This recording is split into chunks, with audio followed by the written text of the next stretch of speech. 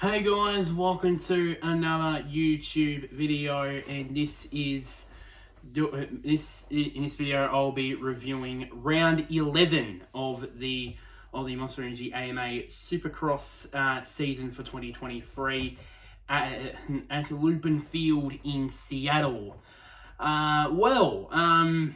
If you guys watched last week's review, you probably would have guessed what I said about Eli Tomac and the team. Maybe perhaps running out of steam, and maybe they could prove me wrong. Well, they sort of did prove me wrong, because they did win. The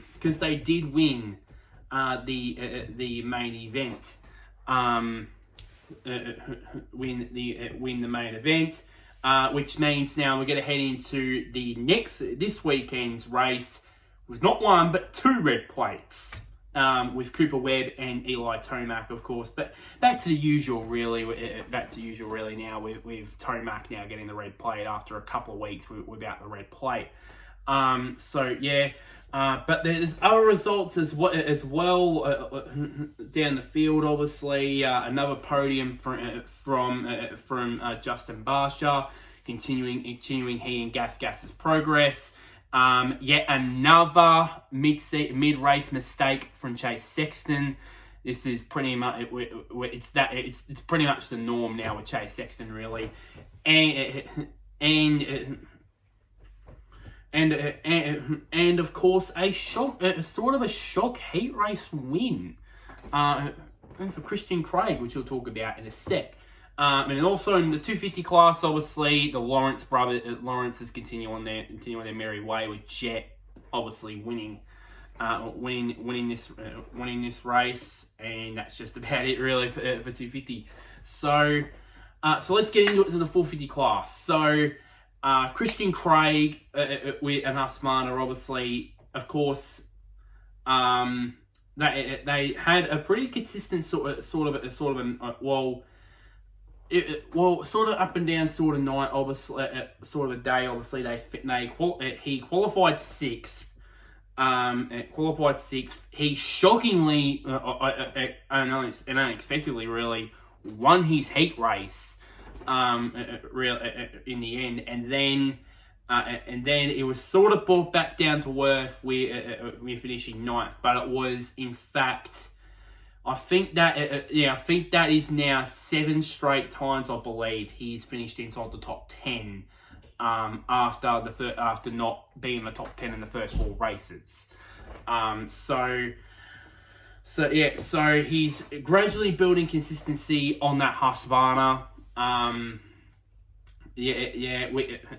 Because obviously he's going to be the remaining the sole Husqvarna, factory Husqvarna in the field, obviously because of Malcolm Stewart's injury, which I would assume he'll miss the rest of the Supercross season anyways, because I still haven't had any reports on whether he's going to come back this season or not.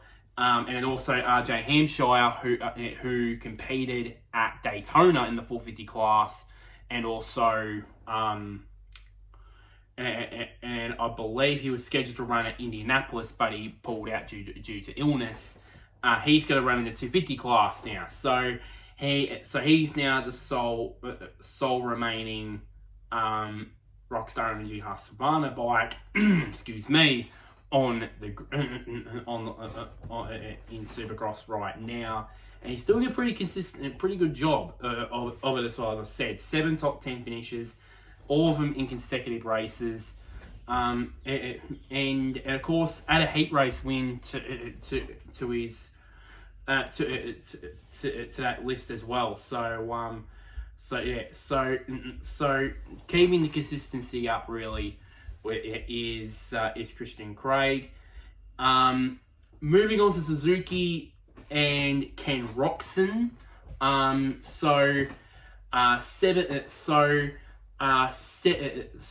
course, pretty consistent sort of a day. I mean, and sort of got better as the night wore on. I mean, qualified 7th, finished 4th in his heat race, and then finished up 6th in the main event. So yeah. So I think for me, I wonder, can he, is slightly, coming back to, slightly lots of things coming back down to earth after, in terms of results after, of course, that big win in Indianapolis. And yeah, so Roxon,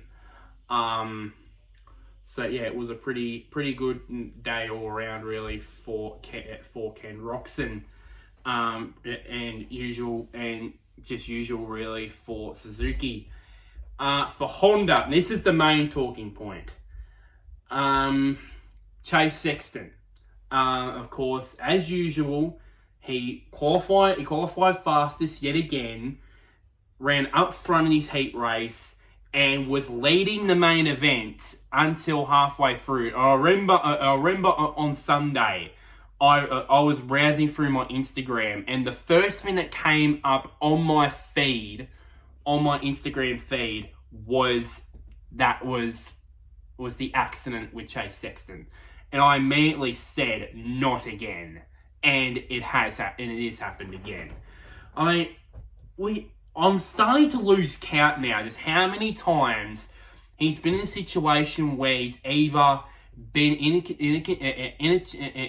with a chance to win, or not in a chance to win, and he hasn't get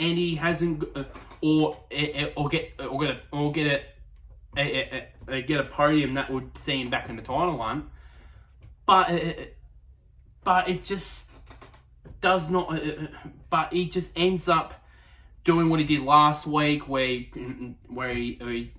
doubled a jump on a cross flag. That is a big no-no, which cost him points in the standings. Or obviously, like this, which is done obviously so many times, he's gone down, and yes, it's a big step up into the Supercross for him this year. Of course, going from having the one win, and then of course challenging with Tomac for the Pro Motocross title last year, and then basically continuing with that this year. But he has to iron out these mistakes. He seriously has to iron these out, because it's getting too much of a trend, really, for Chase. And if he doesn't, he's already trailing both Webb and Tomac in the standings by a long way. Probably the biggest margin between him and the championship leaders for in this whole season. And also, what has come across in my mind is how many times has he gone to, for example, he's gone within like 3 points of the points lead, and we say, oh, if he finishes in this position, and if things stays when they are now, where things stay where they are now, he's the championship leader. If he stays like this, he's the championship leader. He would go into it with the points lead, and he just crashes. As I said, he needs to. If he wants to become a Supercross champion next year, he has to start being consistent and iron those mistakes out. So yeah, and I wonder is there some sort of pressure here, because I said this a lot in my season preview episodes, that he's off contract at the end of this year. He's off contract with Team HRC Honda. And there was heavy rumours throughout the most of the preseason that a deal with Red Bull KTM, that Red Bull KTM, as pulled him a deal. Pulled a deal together. Which has been the whole rumour. We haven't heard anything about it since the start of the season. I would assume because, and it probably have all been quashed because they're waiting for the initial season to end for the year of racing, the racing year to end, and then basically he agrees with that deal. So yeah, because it's a longer season, a longer season this year, you know, with the Supercross and the Motocross as usual, and then you have the Super Motocross World Championship. That takes longer for him, and we haven't heard anything about it. We haven't heard anything from Chase about it, whether or not he's given signals that he's going to re-sign with Honda, or he's gonna move away. We don't know. We still don't know. But I think for me, at least, I believe that I think there's worry about that. But currently, right now, I think for me, I think Chase, I believe he wants to become a Supercross champion in 2024, for example, because I think I'll get to the point standings soon. He's 22 points off of both Webb and Sexton, Webb and Tomac in the standings. That is not a pretty good way for me. Pretty good. Yeah, I think he's pretty much one bad race, and he's pretty much out of it for now. He has no second chance. He's probably now has no second chances. He needs to, and because of that, he now knowingly, if he wants to win this title now, he's knowingly needs to take points out of Webb. He needs to take points out of Tomac, to take points off both of them. And let me say this: taking points off one rider that's in the points lead is hard enough. Taking points out of two riders that are tied for the points lead, that is another level of difficulty. And yeah, I'll go and I might say that, and then basically Sexton then goes out and wins next week, like I did with Tomac when I put the pressure put the pressure on him last week. This week he goes out and wins. So yeah, but no, probably maybe Sexton might come out next week and certainly win and make the title race even closer. But yeah, but I think for me, I think the main point for this is time's running out quicker than what everyone else thinks for Chase Sexton's title hopes, for sure. Moving on to Kawasaki. It's a Monster Energy Kawasaki, in fact. A pretty good day all around for both Jason Anderson and Adam Cianciarulo. Of course, Cianciarulo, firstly, he qualified second and finished third in his heat race, but then fell back to finishing 8th at the end of the night. While Jason Anderson, he qualified third, started 5th, and finished his heat race in 4th. In 5th, and then finished 4th in the main event. So I believe for me,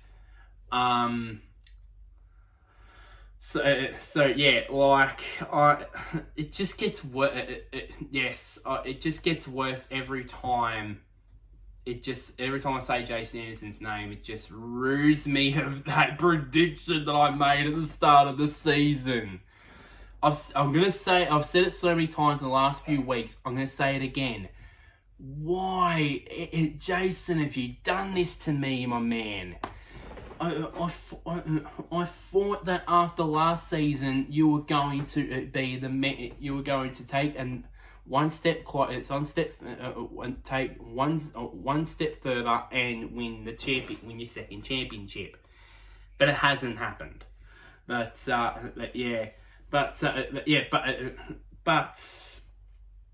So it's just unbelievable, really. But to be fair, nobody would have expected, I wouldn't have expected, Sexton to be in the title. it being the title hunt. No one was expecting, Webb, Tomac, and Sexton to be this dominant out of the gate. No one did. So yeah, no one expected even Roxon to win a race, for God's sake. So there is a real possibility, to make my prediction even worse, that there's the possibility that a real possibility now that he might not win a race, and I win a main event, I should say, and that will make my prediction even worse. It's worse enough that he didn't win the title. It will be even worse. It'll be worse still that he didn't win a race. So, come on, Jace. At least win a race. At least just one race. I don't mind having a podium, having a couple of podiums, or having a couple of wins at the end of the season. I just want one. So just to get a consolation on this prediction, really, because I've absolutely sucked in terms of a 450 championship prediction, and I hope I'll do better next year. So you could tell I've already conceded it in that. So it was a pretty good day all around for Kawasaki. Moving on to Justin Barsha and the Gas Factory team. Continued on their good run after in recent races. I think that's his third straight time on the podium. After coming close in Indianapolis, and then of course finishing third, I believe, the last couple of weeks.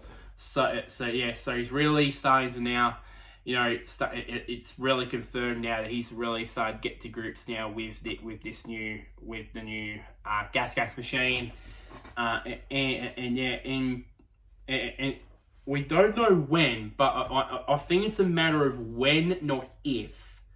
Barsha's gonna win races. That's just the thing for me. It's only a matter of when, not if, really, that Barsha is gonna get that win, that first win. I think it's that second ever gas win, because remember, they went winless in 2022, only won one race in 2021, which was the season opener. So it's a long-awaited second win, maybe coming soon, possibly for the gas machine, or the gas manufacturer. Moving on to KTM.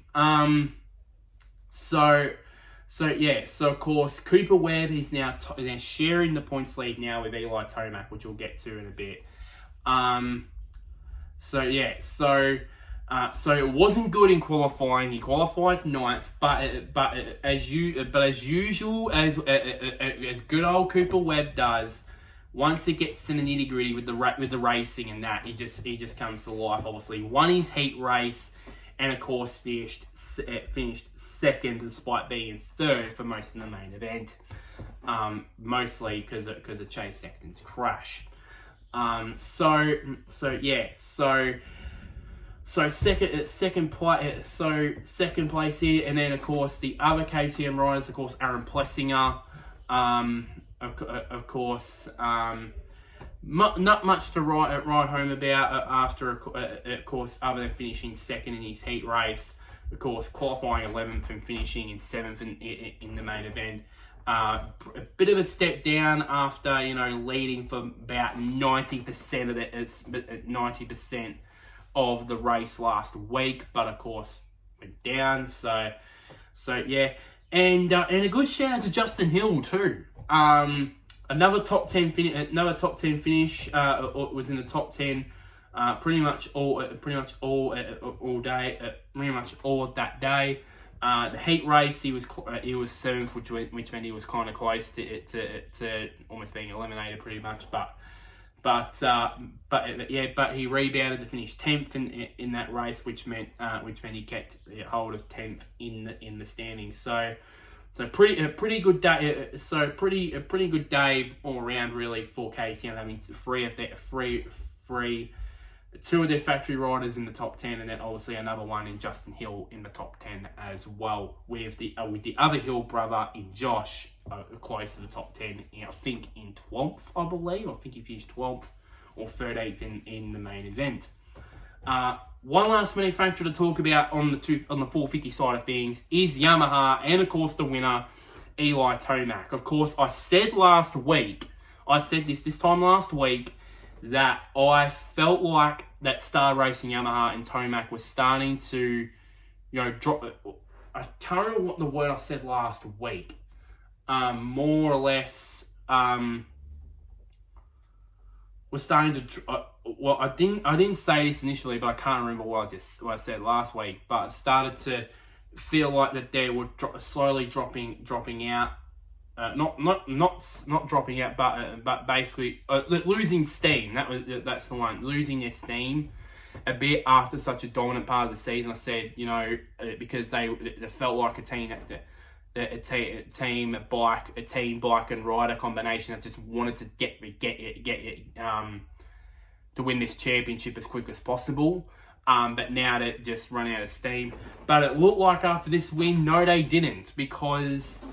Because it didn't look good. Obviously, qualifying fifth and then finished third in his heat race. But he took care of business when it mattered the most, which is the main event.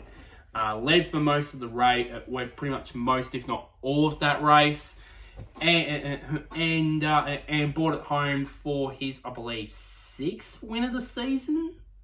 I think it's 6. I'm gonna check this out right. Check this out right now. I'm gonna check this out right now just in case. Yeah, 6th win of the season. But as we guys all know, it doesn't mean that this title race is over. It is far from over. I believe that there's going to be at least a couple more twists and turns before the season officially ends. So pretty on that front, and of course I applaud Star Racing Yamaha and Tomac. I mean, I put it to them. Of course, I said I was concerned that they were running out of steam towards the end of the season, and they proved they didn't. By winning the race, and I knew that they were gonna prove me wrong, and obviously they did. And I won't be surprised if this is the win that Tomac so desperately needed, in the hope of basically getting that championship. This is pretty big in the context of pretty big win in the context of the championship for Eli. So moving on to the point standings, obviously. So the top 10 it sits as is. Cooper Webb and Eli Tomac both share the lead in the championship with 248 points. Sexton in third with 22 points back. Roxon and Jason Anderson tied for fourth in the championship. Both of them are 49 points behind the leader. Sixth is Justin Barsha, 53 points back. Seventh is Aaron Plessinger with 68 points back. In 8th is Christian Craig, 98 points back. 9th is Anthony Cerullo, 126 points behind the leader. And 10th is Justin Hill, 132 points behind the two championship leaders. So the next race, which is going to be at Glendale, and is that a Triple Crown? I don't know. I don't know if it's a Triple Crown or not. I might have to. I'm gonna check this out now.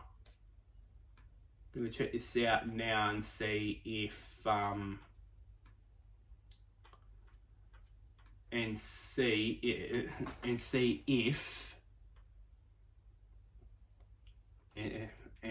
if it is a Triple Crown. I don't know if it is a Triple Crown as of yet. I don't know. It might be a Triple Crown. I don't know. Historically, it has been. Historically, it has been a Triple Crown. So yeah. So you never know. It may be one of the races. Maybe in East Rutherford or Nashville, probably, or Denver might be the ones that are the Triple Crown races. But yeah, so Glendale would be next up. So it's pretty interesting to see whether or not who out of Webb or Tomac takes full control of the championship, because I said this a few weeks ago. It's been like a trend where basically when someone like Webb or like Tomac, mostly Tomac has done this, where it looked like Tomac is just gonna blow us away, blow everyone away, and just storm to the championship. He has like a race where he finishes like 4th or 5th, and just it finishes 4th or 5th. And for example, like Webb or Sexton win, and it just closes up the championship again. So we're still trying to see who is going to take full control of this championship. I can't guess who that could be, because I might guess that one right, and then basically the other rider does. So I'm not gonna do that just yet. But it's going to be intriguing for these final 6 races. Who's going to be 450 Supercross champion. Moving on to the 250 class. So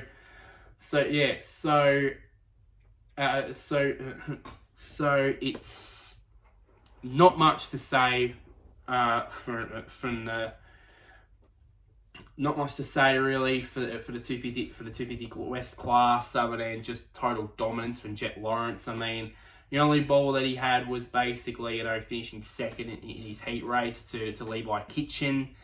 But other than that, I mean, he qualified fastest. He won the main event, and now he's got a 23-point lead now over RJ Hampshire in the standings, which is unbelievable. And the Lawrence brothers, both Jet on the west and Hunter on the east, have just been absolutely dominant. Of course, only the 2 races, which were both Triple Crowns, mind you, have all been won by Lawrence, by someone that is last name Lawrence. So this season, so that is an example of how dominant those two have been.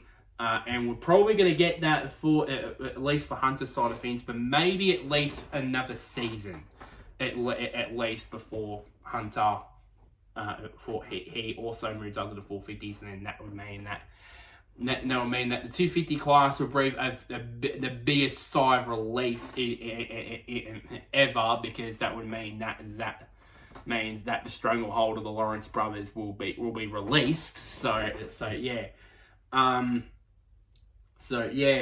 Others as well. A very good result from Enzo Lopes on the Club MX Yamaha, finishing 4th in the main event.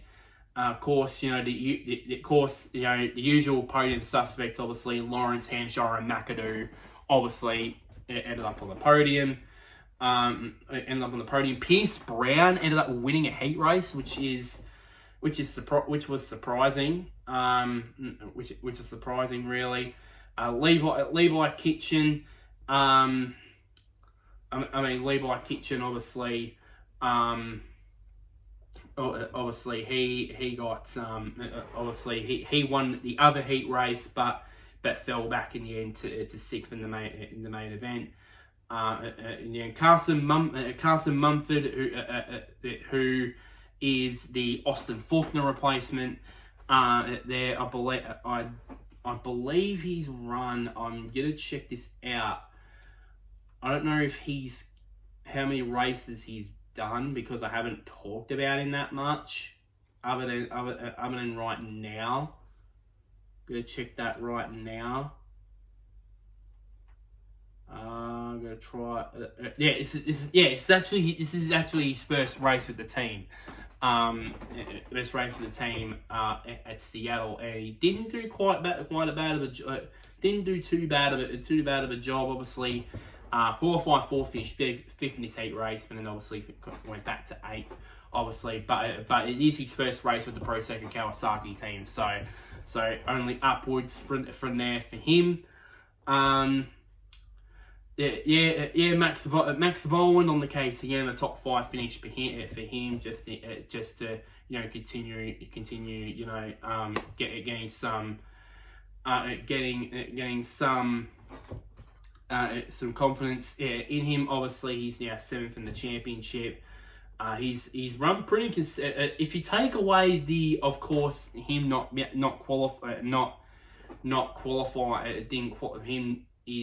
non-qualifying in San Diego, where he didn't qualify for the main event at all. If you discount that, he's finished 5th 3 times, and the other race he ended up finishing 7th in. So 4 of the 5 races he's finished inside. 3 of the 4 races he finished inside the top 5 in that. And normally, from what I've heard, his strength has been outdoors as well. So hopefully he carries this form into the outdoor season as well. Maybe step up his game, maybe become a championship contender, maybe on the outdoor side of things. But gradual improvement really for Max Bowen on the Red Bull KTM. So the West Championship right now, obviously, Jet Lawrence leads the championship with 127 points.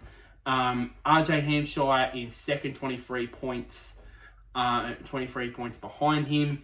Cameron McAdoo in third, 26 points. 26 points behind a full race behind Jet Lawrence, but 3 points behind RJ Hampshire. So it's going to be pretty interesting to see who gets second in the championship. You can tell this championship is really over by the fact I'm talking about second place in the championship, really. And then you got Mitchell Oldenburg in 4th position. Enzo Lopes, because of that 4th place finish, moves up into the top 5 of the championship. Levi Kitchen, the chef, in 6th. Max Bowen in 7th. Pierce Brown in 8th. Cole Thompson, who's actually been running rather well. Actually, he's had 3 top 10 finishes this season. In there, he's now running 9th in the championship. So good running for him. And Styles Robertson ended up in 10th because ultimately I think he crashed in the main event, and apparently it was a hard crash apparently for Styles Robertson. So yeah, he rounds out the top 10 on the west side of things. So that is just about it for this video. Like this video, share to anybody who's a Supercross fan. Comment down below who do you think's gonna win? Who do you think will win? Is going to win this 450 Supercross Championship? Do you think it'll be Webb? Do you think it'll be Tomac? Or hell, do you think it'll be Chase Sexton? Do you still have confidence that Chase Sexton will come back and win? And possibly be in a position to win the title? I'd love to hear your thoughts. And one last thing, down there, click on the big red button which is labeled subscribe. Until next time, guys, I'll see you guys later, and wherever you may be, may the sun or the moon shine on you.